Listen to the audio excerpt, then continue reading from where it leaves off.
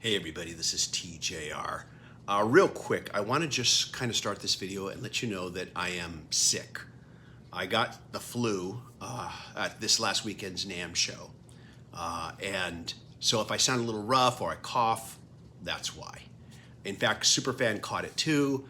She is upstairs right now napping, just getting some rest, bless her heart.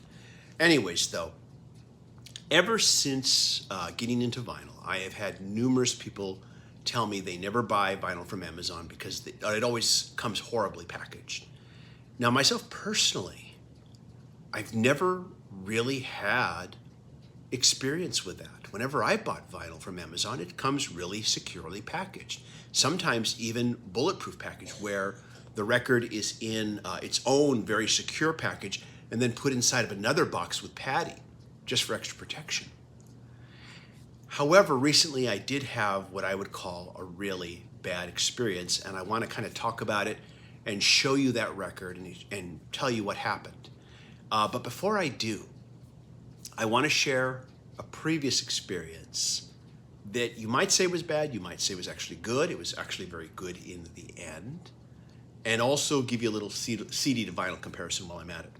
Now, some years back, Elton John released this album, The Union, with Leon Russell. And I initially picked it up on CD because I was not really a vinyl enthusiast as of that point, although I was getting curious and interested in it. And I bought the CD and I was kind of left meh about it. And over the years, I kind of wondered, maybe this album was a victim of the loudness wars on CD, and maybe I'd feel differently if I picked it up on vinyl.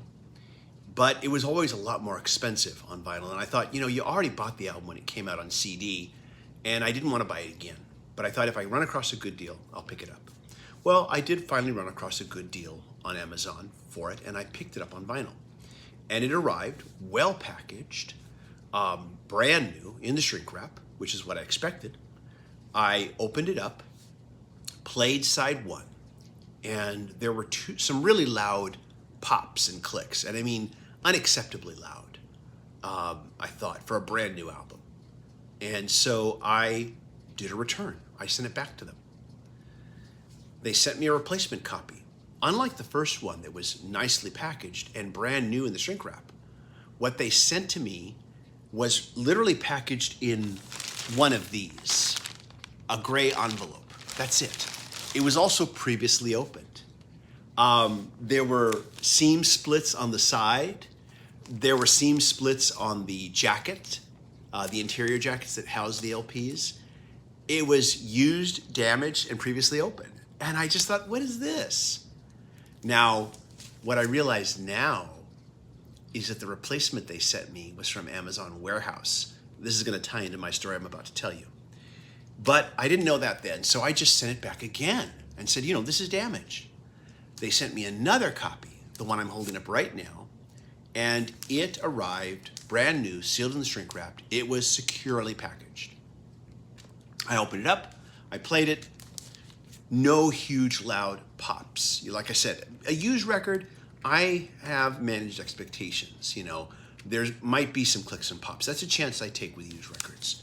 But a brand new record in the shrink wrap, to have really loud pops in it, not acceptable. So I played this one fine, from front to back, all four sides, because it's a 2 LP set. And my suspicions were confirmed. This album sounded so much nicer on vinyl, so much more alive, so much more dynamic. I'm going to guess that the CD was basically overcompressed. I've never actually pulled out the WAV files using a software like, say, Audacity, but just from hearing it, I think it's pretty obvious. And so this album was worth getting on vinyl finally. I still have my CD copy. I should probably just get rid of it. But I still have it. So quick CD to vinyl comparison. So now, fast forward to the present day, I am watching a video on the 33 RPM channel, which is a great channel that I enjoy watching about vinyl records and vinyl collecting. And he also talks about music news headlines too. He doesn't talk about just one thing, but he mostly sticks to vinyl records. And he was talking about how all his experiences were the bad ones. Always getting the records in like this, a gray envelope, you know, and just tossed in there and you know, badly packaged. But he decided to take a look on a recommendation at Amazon Outlet. And he found some insane deals on some records, especially on a Prince box set. An insanely good deal. And he thought, okay, I'll take a chance. He ordered it. It came, even though it was previously open, and that's why it's the Outlet, because a lot of it's previously open. It's all previously open stuff. Even though it was previously open, it was in like new condition. And it came securely packaged, really well packaged. So he was surprised. So I decided to look at the Amazon Outlet too. I found one item that I was interested in, an album that I already owned on CD. Really liked the album, gave it a great review on the Music Worth Buying series with Robert. And over the years, since purchasing it, I've kind of thought, you know, maybe at some point I'll get this one on vinyl. And there it was on vinyl at like less than half the price. And I thought, okay, I'm gonna order this. So I order it, and on the day of its arrival, I'm actually sitting in my living room, and I hear this thud outside my door. And I go out to look, and here is the record packaged in one of these things. No cardboard box when I open it up. No cardboard protection of any sort. And I pull it out. And I know this is going to be previously open. I know it's going to be used, but here it is. And this is a great album, Dorothy, 28 Days in the Valley. And so I'm like, oh my gosh. The thing is beyond the fact that they just packaged it in like an envelope like this, is that thud was the package being dropped. Now, I live in a gated apartment community, and we have our own like gate with a drawstring that anybody can open to bring a package inside. I can always tell when the gate has been opened because it never closes properly from the outside, or at least they never know how to close it properly. I go out there, the gate I can tell has not been opened. They tossed it over the gate. Whoo, bam, on concrete. No protection except this. I was livid. I gave bad feedback for the delivery. You know, that's unacceptable. So here it is. I'm looking at it through this plastic, and I can, of course, it's previously opened. I expect that. It's an Outlet product. But I'm going to take a look at it here. I'm going to open up this plastic covering that they put it in here. And this is just to basically to protect it from fingerprints. Like I said, manage expectations. So we're going to pull it out here. I did see that one corner was heavily dinged here, and this could very easily be from dropping it.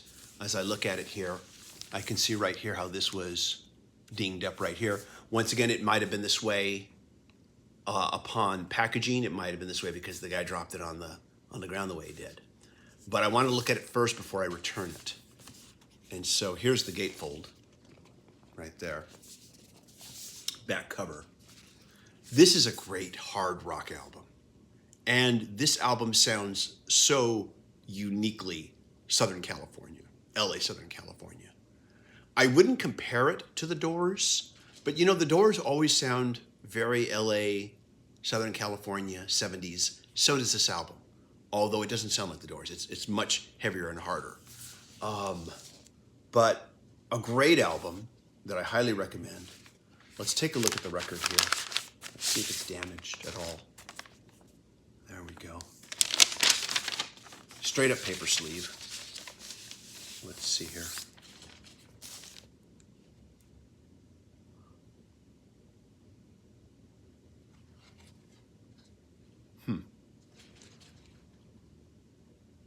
It looks a bit manhandled, to be honest. I mean, if this was a used record, I'd be saying fine. You know, especially, it looks like a lot of the records that I see that are from the 70s and the 80s, I buy used at like a used record store. It has that appearance of having been handled a lot.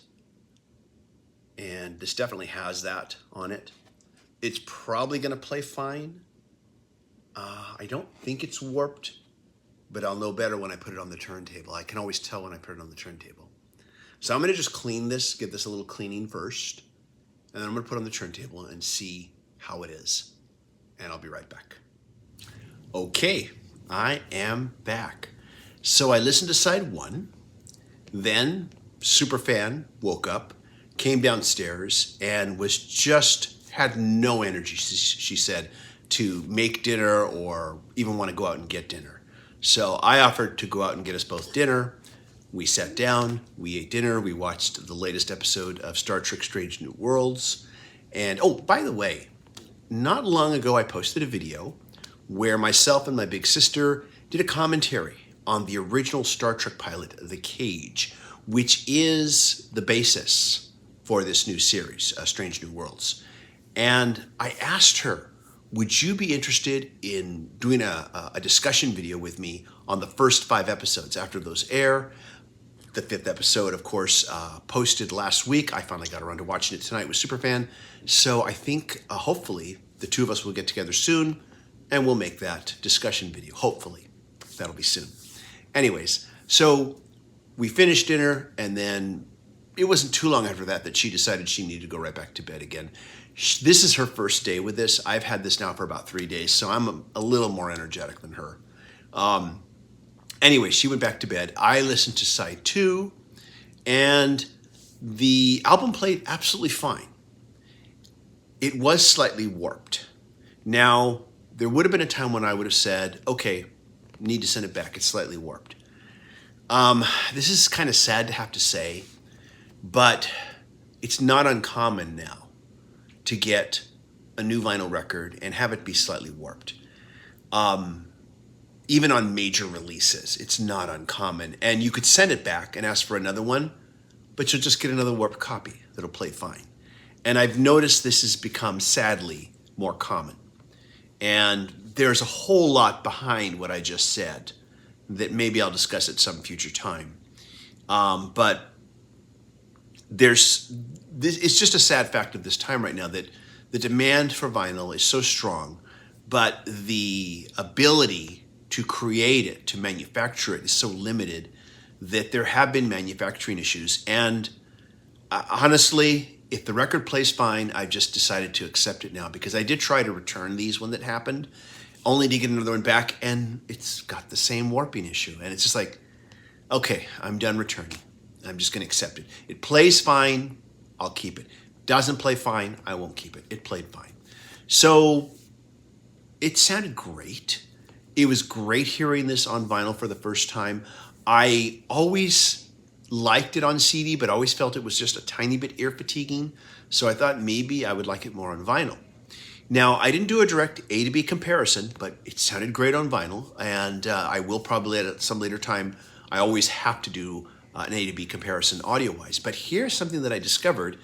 This is turning into another vinyl versus CD unintentional video. I discovered, as I was digitizing the record and then uploading the track listing to my digitization of the vinyl record, I discovered the CD has 2 tracks that the vinyl record doesn't. But the vinyl record has 1 track that the CD doesn't. Now, I have encountered instances where there wasn't enough room to put the entire CD on the record, so they just don't include it. And this has always pissed me off when this happens. You know, you should always make that very clear wherever you got the album listed. And, you know, there'll be a download card, you know, so you can still get a copy of that song, but that's always pissed me off. But I've never encountered this before, where you've got songs here that you don't have here, you've got songs here that you don't have here. There were 2 songs on the CD that weren't on the vinyl. There was 1 song on the vinyl that wasn't on the CD. And instead of getting ticked off, I started to get really intrigued. Interesting. Now, I want to listen a little more closely. I want to hear how this final version flows compared to this version. I have said in the past, and I've even done videos on this, that I think today's albums are too long, especially in the age of CD. They're just too long. They need to be shorter. By comparison, all the classic albums that my generation grew up were much shorter. And I think especially now, with attention spans as short as they are, that albums do need to be shorter in the way that they were when I was growing up, when vinyl was the dominant format. And the only other thing you had was, 8-track tapes and cassettes. I've always thought they should be shorter, they should be leaner, they should be meaner. I've always said I'd much rather listen to a shorter album that is strong all the way through than a longer album that has some moments in it. But yeah, so if I do a CD versus vinyl episode on this album, I will not only be talking about the audio differences, I'll be talking about the track listing differences, because it wasn't just the omission or addition of songs that was different, it was the order of the songs that were different too.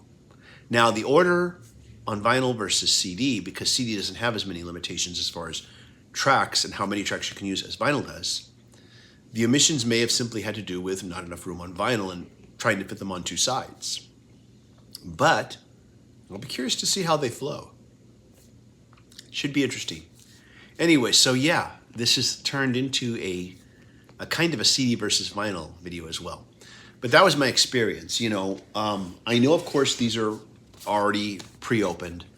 As far as this ding here, this could have been from when he tossed it over, or it could have been this way before he did. I'm talking about the delivery guy, or girl, who knows. But it might be. But also, like I said, there are just things I expect when it's a previously open package. That's why I'm getting a deal on it. And this was way cheap.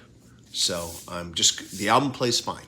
The record's good, so I'm just going to keep it. And anyways, so that was my experience. I think the worst thing about it, besides the horrendous packaging, was the delivery, which I've already left feedback on. Anyways, that's it. Thanks for joining me here. And let me know if you've had similar experiences like the one I've just described. Let us know in the comments. As always, if you like what I do here, be sure to click like, hit subscribe, hit the bell notification icon so you never miss a video. Thank you, patron supporters, for all that you do. If you'd like to be a patron supporter and help support this channel, please go to patreon.com/TJR the original. Patron supporters receive early access to select videos and also receive exclusive videos available nowhere else. Everybody, thank you so much for watching. Hope you all stay safe and healthy. Bye-bye.